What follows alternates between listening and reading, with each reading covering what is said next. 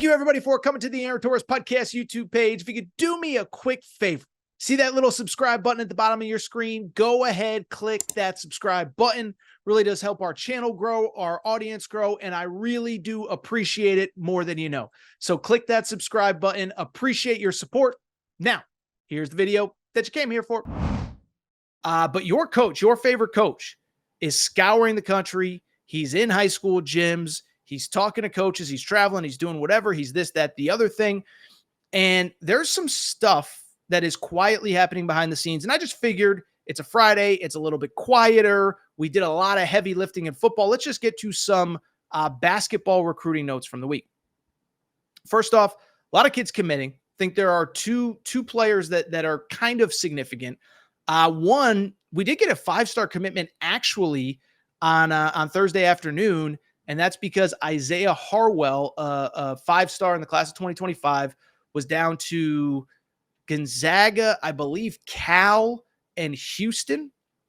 Actually did commit to Houston. So a very nice pickup for Kelvin Sampson. This kid's kind of an interesting story. You feel bad for him because he was at one point one of the elite players in the high school class of 2025, suffered an injury last year, missed all of the summer this past year. And really, I think just people kind of forgot about him, right? And so it was interesting. I actually saw that Houston even tried to convince him to reclassify so that he could rehab on campus, probably not play this year, but get ready for the 25-26 season. He's staying in high school. He wants to play in high school, but this is a McDonald's All-American caliber talent. 6'6", super athletic, super skilled. As I said, a player that, in my opinion, really is flying under the radar just because he did not play all summer and you saw other kids with a chance to step up. So he commits to Houston. Also worth noting, a 6'7" wing named Amari Allen just committed to Nate Oates in Alabama, their first commitment of the class of 2025. You know, I was a little surprised by this one, only because Nate Oates in that Alabama program, that program is so high profile that I just don't know that, you know, the kid's like a fringe 4-star, you know, ranked 65th or so in the country. Not criticizing Nate Oates. He knows more about basketball than I do. But obviously he is going to have access to a lot of talent in the portal. They have a loaded roster this year. And I don't know if I was him, unless it was like a surefire one and done. I don't know that I'd be taking kids this early because, again, you know, is this the kind of kid that's going to come in as a freshman and have an immediate impact? The alternative is, if he doesn't, is that a kid that you keep for a year and then you lose to the portal? Still, he's a very, very high upside, very talented kid. Don't want to undersell if Nate Oates is taking him. Credit where it's due, but he did commit to Alabama earlier this week. All right, let's get to a little bit of the gossip. I say it before, I'll say it again. In Spanish, we call it chisme, the gossip. And this is where it gets interesting. I do want to start with the now 2-time defending national champion UConn Huskies, because I'll tell you this, okay? So I would say of every question or conversation that I the questions that I get every single day, tagged on Twitter, DMs, whatever. Torres, why hasn't UConn gotten a commitment from anybody? What does it mean? Should I be worried? Who's committing? When? And to be clear, Dan Hurley has a track record. He's always been able to land kids, especially in the summertime. Last year, Ahmad Noel and Isaiah Abraham, the 2 freshmen this year, outside of Liam McNeely, were actually committed by this time. Previous years, you had 3, 4, 5 kids in the 2023 class committed, including Steph Castle. And it just hasn't happened. And what I keep telling UConn fans, I'll just be honest, in this new NIL portal world, I just think it's going to be harder to get kids to commit early and to keep kids too, transparently. And I think a lot of people think it's just the NIL stuff. It's not just NIL.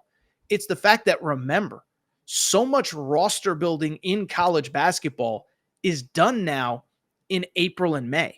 And so I've talked to parents, I've talked to AAU coaches, I've talked to kids that are just like, dude, listen, I like this school. I might love this school. I might be ready to commit to this school. And it's not even an NIL thing. It's they think they know who's coming back, but weird stuff happens in April. A kid blows up, he declares, all of a sudden the roster looks different than I was expecting. A kid doesn't blow up and he's coming back because the NIL is too good. Now all of a sudden my spot isn't, whatever. And so I just think it's going to take a little bit longer to get a lot of these kids committed. Isaiah Harwell, by the way, I think he's only the I guess it's the third of the top 25 to commit. So it's taking a little bit longer than normal, and I don't think that's going to change. I think we're going to see more players get into April and May before they make their decisions. But I bring it up because I will add this. Well, I don't know that a decision is imminent. It is very clear that UConn is prioritizing a kid named Eric Ryby, 7-foot center from the DC area, okay?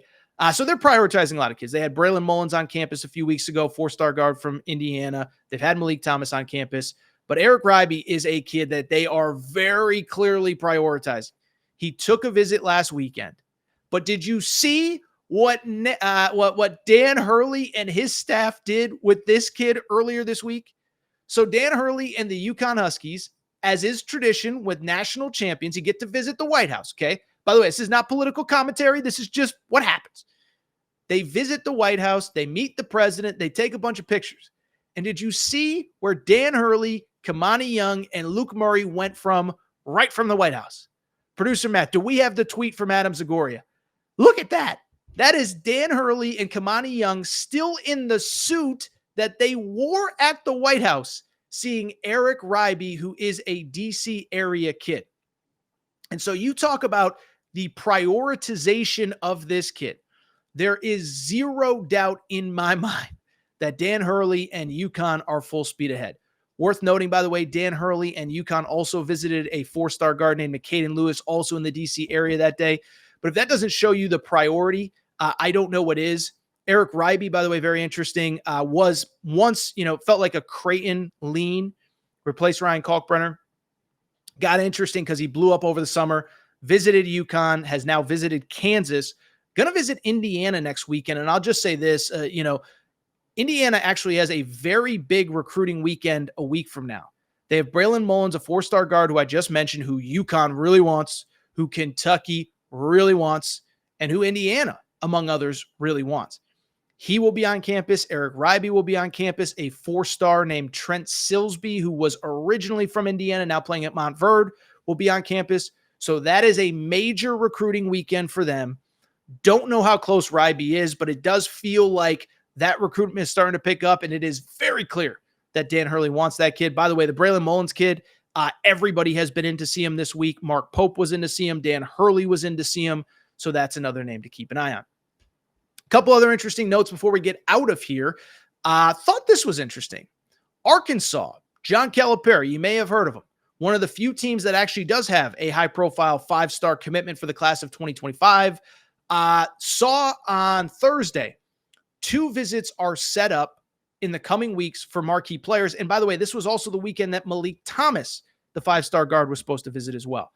But among the visitors is depending on the recruiting service, maybe a 4-star, maybe a 5-star, but a kid by the name of Kingston Flemings is expected to visit in a couple weeks. He's a 5-star in some services, 4 in another.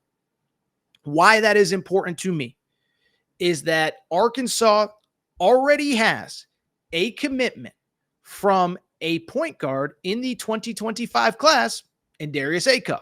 Top 5 player. We talked about him when he committed. We talked about the impact that he could have. But what this says to me is that John Calipari, who throughout his career, some of his best teams have had multiple ball handlers. Go back to the book that I wrote on the 2010 team. John Wall and Eric Bledsoe. Pretty good backcourt. Both could handle the ball. Obviously, last year at Kentucky, Reed Shepherd, Rob Dillingham, DJ Wagner could all handle the ball. This year at Arkansas, DJ Wagner, Boogie Flan, John L. Davis can all handle the ball. And so when I look at Calipari's approach, what is obvious to me, he is not afraid, and apparently the kids aren't afraid either because they're intrigued enough to take the visits. He's not afraid to say, hey, come here. More than one of you can have the ball in your hands. But I think this speaks to kind of how he wants to play. Probably a little bit faster, much like he did this past year at Kentucky, get up and down a little bit more. But you have to have, Calipari has always had his best success with multiple guards. And so the fact that Kingston Flemings, who, Houston wants, Baylor wants, some of these Texas schools wants, he's originally from Texas, that says to me, Cal ain't playing around.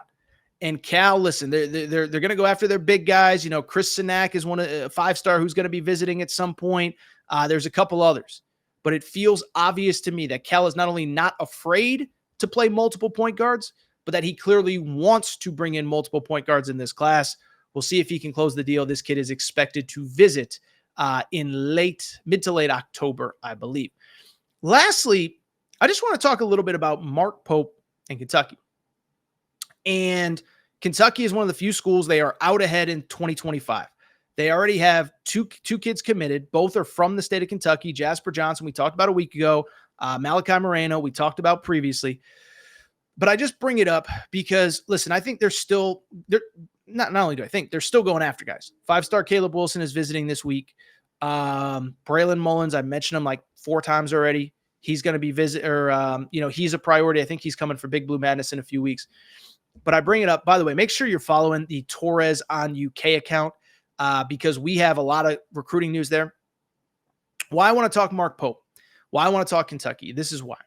Is because to me, there is a very interesting thing that has happened over the last couple days.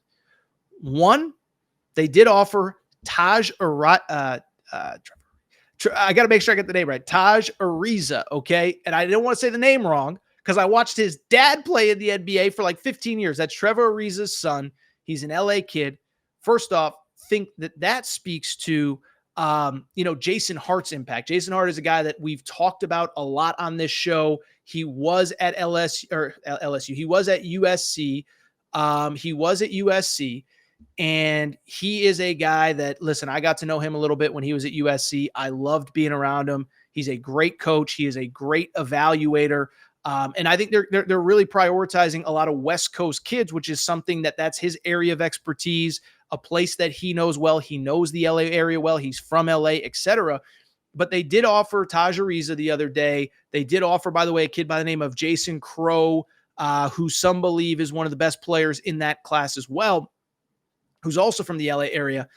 But I also saw this, and this to me is just an interesting trend to monitor and to follow. Over the next couple days, not just days, but weeks, months, years, is this. Mark Pope actually handed out a few offers in the class of 2027 this week. Okay, so 2025, they're out ahead. 2026, they prioritized a few kids, like I said, Jason Crow, Taj Ariza, etc. But the 2027 kids are interesting for this reason. Listen, I'm not going to start breaking down high school sophomores, haven't even played their sophomore year yet. But why I find this interesting, so much of the early part of the Mark Pope era, it is obvious he just does things differently than Cal. How much of it is intentional, how much of it isn't, I don't know. But basically everything. He wants to play differently. He wants to recruit differently. He wants to lean into the portal. He wants to do just everything differently. And that's okay. Everybody needed a fresh start. This isn't an indictment on Cal. But one of the things that I do think was a fair criticism of Cal towards the end of Kentucky is I thought he really, and it wasn't just me, it was Kentucky fans, waited entirely too long to evaluate and offer kids in high school. And basically Cal's stance was pretty straightforward. It was like, we're Kentucky. I'm Cal. I'm not offering a kid as a sophomore. Now, part of it I sort of understand, right? Because that Kentucky offer was so valuable that, if you take a commitment from a kid at, 16 years old and he isn't good by the time he's a senior, you're kind of screwed. So I sort of understood it, but it felt like too often they were getting involved in recruitments just too late, right? There's a famous story. They offered Kyle Filipowski of all people, and a day later he commits to Duke. And it was kind of like an embarrassing thing. It was like, dude, you didn't know that he was on the doorstep of committing to Duke. You're coming in late thinking you're just going to get a seat at the table. So why I find the Pope thing interesting is because he is evaluating early. He is trusting his evaluations. He is trusting his assistant coaches. I just told you about Jason Hart. Alvin Brooks III is awesome as well. But he's trusting those evaluations. And he's saying, I'm not afraid to offer a kid who's 15 years old. I'm not afraid to be the first offer. I'm not afraid to be one of the first offers. And it's just a completely different stance than the previous coaching staff. So I bring it up because they're in really good shape for 2025. I think the priority is, again, Braylon Mullins. Maybe at some point we just do a separate segment on him because I talk about him enough in this one. But that is an interesting thing at Kentucky that I just find to be very fascinating. The way that he has really gotten ahead, Mark Pope, that is, on the classes that are, 2-3 years out.